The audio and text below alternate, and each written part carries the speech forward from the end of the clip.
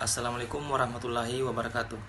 Sebelumnya, saya berterima kasih kepada dosen dan asisten dosen mata kuliah metode penelitian agribisnis yang telah memberikan kesempatan untuk mempresentasikan dan membimbing saya dalam penyusunan proposal penelitian ini. Perkenalkan, nama saya Arif Hidayat Kurniawan, Stambuk 083 2019 0074, kelas C6, Prodi Agribisnis, Fakultas Pertanian Universitas Muslim Indonesia. Pertama-tama, mari kita panjatkan puja dan puji syukur terhadap kehadirat Allah Subhanahu wa taala. Dan tak lupa pula kita kirimkan salawat menyertai salam kepada junjungan Nabiullah sallallahu alaihi wasallam.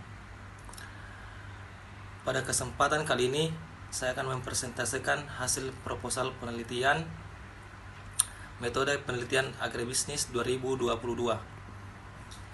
Adapun judul proposal yang akan saya presentasikan ialah Analisis Tata Niaga Komoditi Padi di Kabupaten Bone, Sulawesi Selatan. Bab 1. Pendahuluan. 1.1. Latar belakang. Pembangunan pertanian sebagai bagian integral dari pembangunan nasional mempunyai peranan strategis dalam pemulihan ekonomi nasional. Peranan strategis tersebut khususnya adalah penyediaan pangan, penyediaan bahan baku industri, peningkatan ekspor, devisa negara, penyediaan kesempatan kerja, kesempatan berusaha, peningkatan pendapatan petani, dan kesejahteraan masyarakat.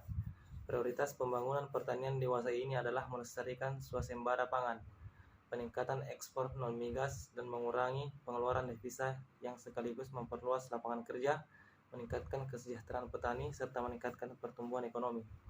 Komoditi di bidang pertanian yang memiliki prospek gemilang dalam pemasaran salah satunya adalah padi. Padi merupakan salah satu tanaman budidaya terpenting dalam peradaban manusia. Padi memiliki banyak varietas yang ditanam di sawah dan di ladang, ketinggian 1.200 meter di atas permukaan laut.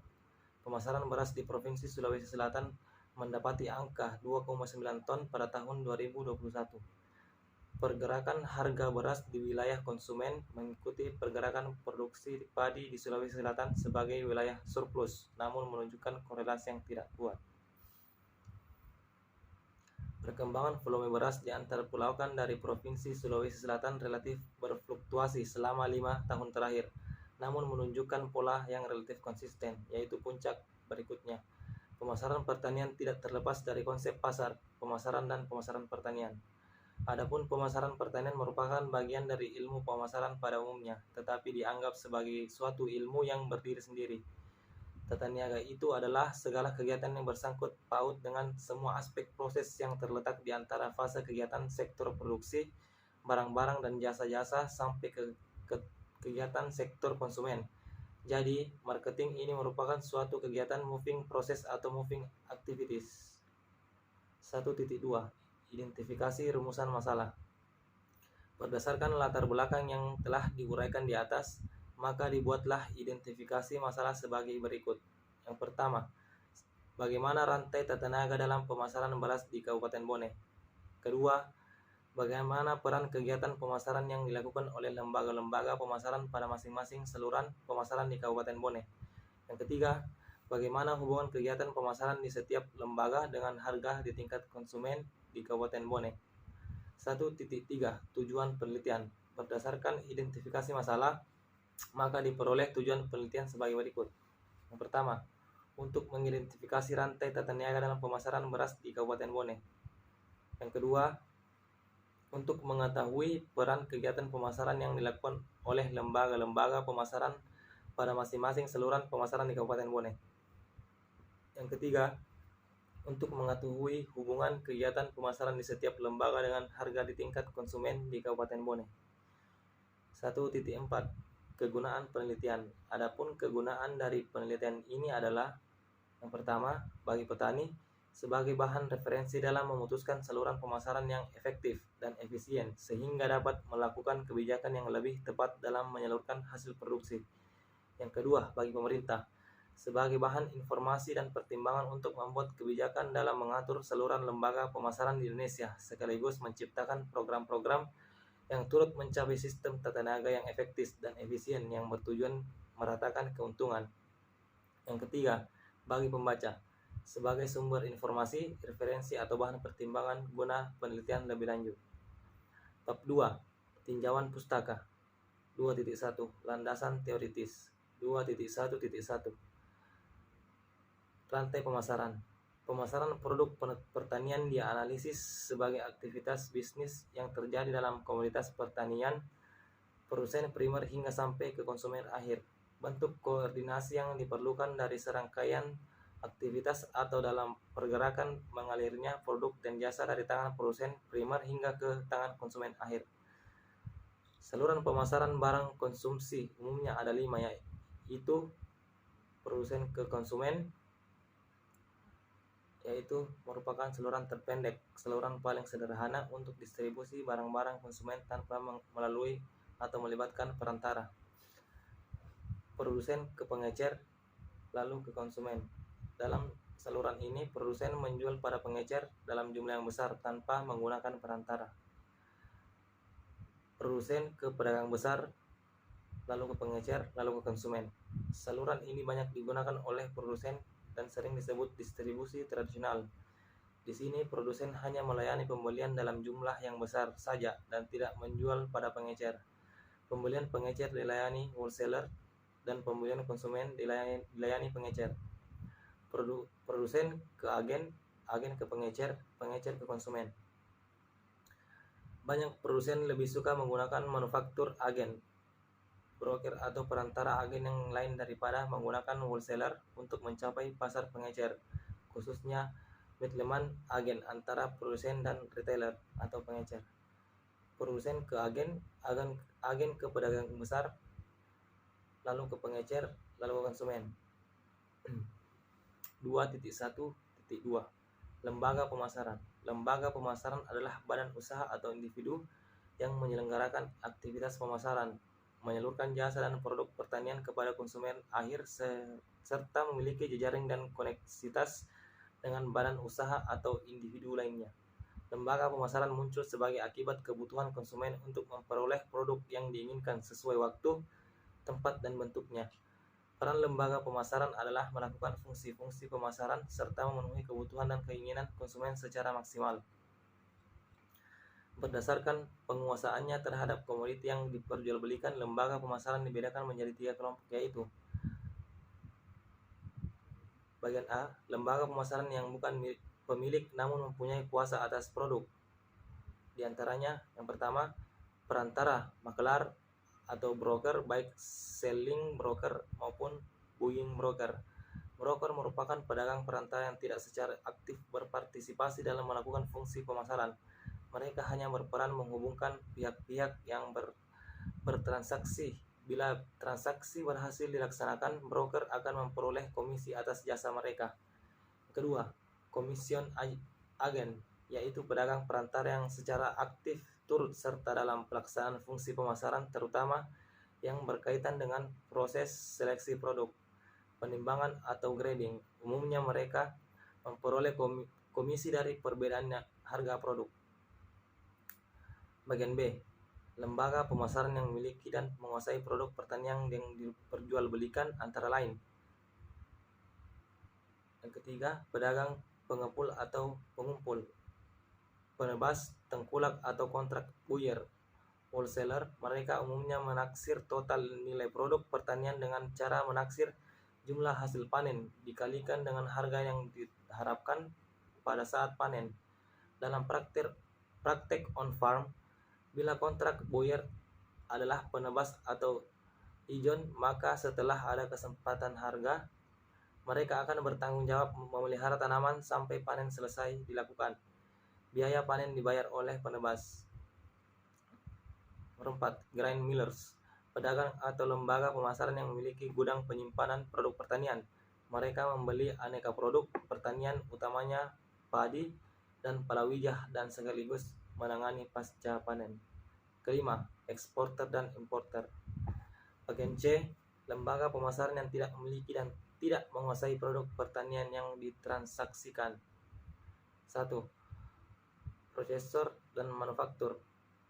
Lembaga-lembaga ini sangat berperan dalam proses tata niaga agroproduk sebab keberadaannya menjadi jaminan pasar bagi produk pertanian. Sebagai contoh dapat diamati industri-industri pangan, olahan seperti produsen sari apel, buah kaleng, susu pasteurisasi, pakan ternak, penggilingan padi, baik dalam skala mikro, kecil, menengah, hingga industri besar seperti pabrik gula, pabrik kelapa sawit, dan sebagainya.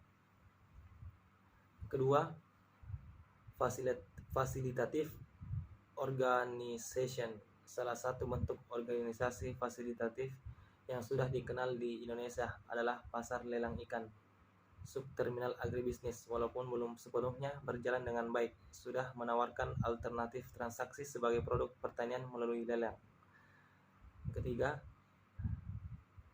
Trade Association, asosiasi perdagangan agroproduk yang terutama bertujuan untuk mengumpulkan, mengevaluasi, dan mendistribusikan informasi pada anggotanya. Contohnya, asosiasi dagang semacam ini adalah AIKI, Asosiasi Ekspor Kopi Indonesia. 2.1.3 Tata niaga beras. Perhitungan pada tahun 2011, distribusi beras antar provinsi disebut masih menyediakan surplus sekitar 4,2 juta ton untuk memperdagangkan untuk memenuhi industri. Dengan demikian, distribusi yang dilakukan oleh pelaku pasar masih sangat dimungkinkan sehingga manajemen beras nasional tidak menjadi monopoli pemerintah atau Perum Bulog. Dari sisi impor beras, Indonesia merupakan negara importir beras tertinggi dibandingkan dengan negara-negara lainnya. Pada bagian 19 dapat ditunjukkan bahwa impor beras menunjukkan kecenderungan yang terus meningkat pada beberapa tahun terakhir. Nilai impor beras tertinggi terdapat pada tahun 2011 dan 2012, sedangkan berdasarkan volume impor, beras mengalami kenaikan tertinggi pada tahun 2011 dan 2002. Tingginya volume impor tersebut dalam jangka panjang dapat mengganggu produktivitas dalam negeri serta menunjukkan ketergantungan terhadap beras impor. Neraca perdagangan beras menunjukkan selisih antara nilai ekspor terhadap nilai impor beras.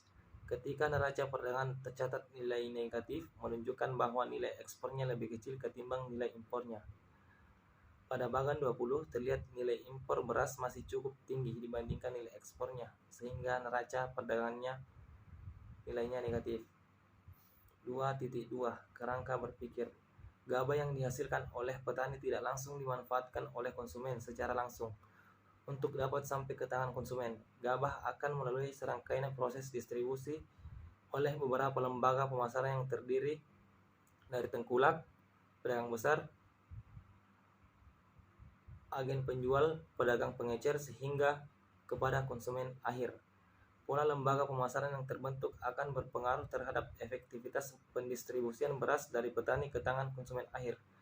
Untuk mengetahui lembaga pemasaran gabah di Kabupaten Bone dilakukan dengan cara menganalisis aliran lembaga pemasaran beras dari produsen sampai ke konsumen, dengan mendeskripsikan saluran lembaga pemasaran beras yang ideal berdasarkan tingkat efisiensi, mengetahui peran kegiatan pemasaran yang dilakukan lembaga pemasaran pada masing-masing saluran pemasaran, dan menganalisis adanya hubungan kegiatan pemasaran di setiap lembaga dengan harga tingkat konsumen di lokasi penelitian tersebut.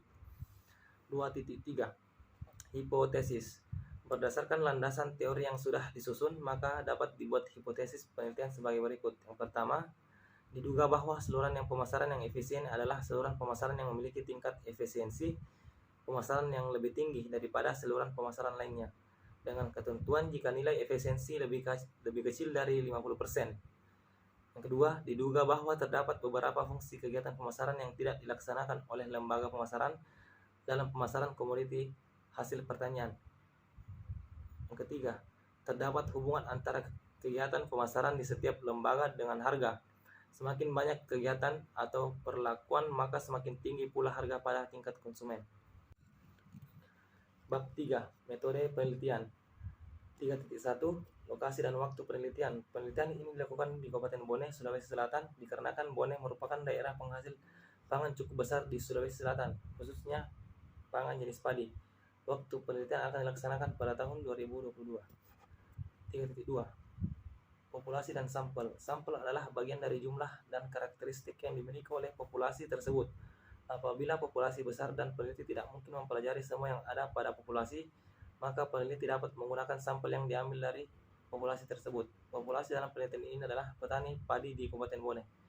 Sampel lembaga pemasaran atau informan ditentukan dengan metode snowball sampling, yaitu dengan menentukan responden secara berantai dengan meminta informasi kepada orang yang telah diwawancarai, di mana informan pertama adalah petani padi dan informan selanjutnya diperoleh melalui informasi dari informan sebelumnya.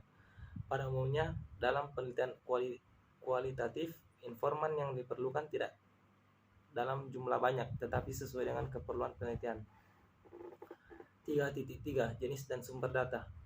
Metode pengumpulan data yang digunakan adalah snowball sampling pada setiap pelaku pemasaran yang terlibat, yakni petani, pedagang pengumpul, pedagang besar, dan pedagang pengecer. Penarikan sampel petani dan pedagang yang digunakan dalam penelitian ini adalah purposive sampling atau secara sengaja. Penentuan metode pengumpulan data yang sesuai dengan setiap variabel sangat penting untuk dilakukan agar diperoleh data yang valid dan dapat dipercaya. Pengumpulan data dilakukan terhadap koresponden yang menjadi sampel penelitian dan dengan menggunakan pertama, metode library research, yakni proses pengambilan data menggunakan berbagai literatur, buku, majalah, artikel, jurnal, internet yang mempunyai kaitan dengan pembahasan masalah.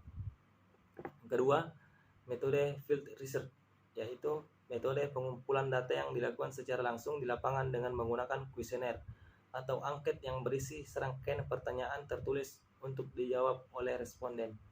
3.4 Pengumpulan data. Adapun data yang digunakan dalam penelitian ini adalah data primer dan data sekunder. Data primer diperoleh melalui pembagian daftar pertanyaan yang telah disiapkan dengan teknik wawancara langsung kepada lembaga-lembaga pemasaran yang terlibat seperti petani padi dan lembaga-lembaga pemasaran beras lainnya. Data sekunder sebagai data penunjang berasal dari informasi yang dikumpulkan dari data-data instansi pertanian dan sumber-sumber lain yang terkait dengan penelitian ini. 3.5 Analisis data.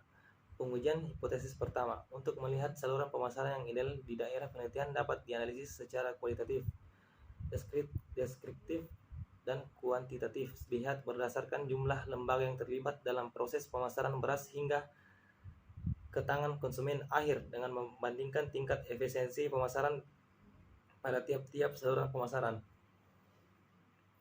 Pengujian hipotesis kedua, yaitu menggunakan analisis kualitatif deskriptif dengan pendekatan fungsi-fungsi lembaga pemasaran berdasarkan wawancara dan kuesioner di daerah penelitian. Apakah lembaga pemasaran yang terlibat telah menjalankan fungsi-fungsi pemasaran dengan baik dan memenuhi keinginan konsumen semaksimum mungkin. Pengujian hipotesis 3. Analisis ini dilakukan secara deskriptif dengan cara melakukan metode wawancara dan kuesioner kepada responden dalam sampel di daerah penelitian dengan melihat apa saja fungsi-fungsi kegiatan pemasaran yang dilakukan terhadap produk hasil komoditi pertanian serta melihat bagaimana kaitannya dengan harga akibat perlakuan kegiatan pemasaran produk. 3.6 Definisi operasional. Definisi operasional dalam penelitian ini dibuat untuk memudahkan penafsiran agar tidak terjadi kesalahan pengertian dari beberapa istilah yang dipakai dalam penelitian. Berikut definisi dari istilah yang digunakan dalam operasional penelitian ini. Gabah merupakan buah padi yang telah dirontokkan dari jerami. Beras adalah bagian dari bulir padi atau gabah yang telah dipisah dari sekam. Lembaga pemasaran adalah lembaga perantara yang berperan dalam kegiatan penyaluran barang dan jasa dari produsen ke konsumen. Pemasaran pertanian adalah proses aliran komoditas yang disertai perpindahan hak milik dan penciptaan guna waktu, tempat, bentuk yang dilakukan oleh lembaga-lembaga pemasaran dengan melaksanakan satu atau lebih fungsi-fungsi pemasaran. Saluran pemasaran merupakan seperangkat alur yang diikuti produk atau jasa setelah produksi, berakhir dalam pembelian dan digunakan oleh pengguna akhir. Peran lembaga pemasaran adalah menjalankan fungsi-fungsi pemasaran serta memenuhi keinginan konsumen semaksimum mungkin.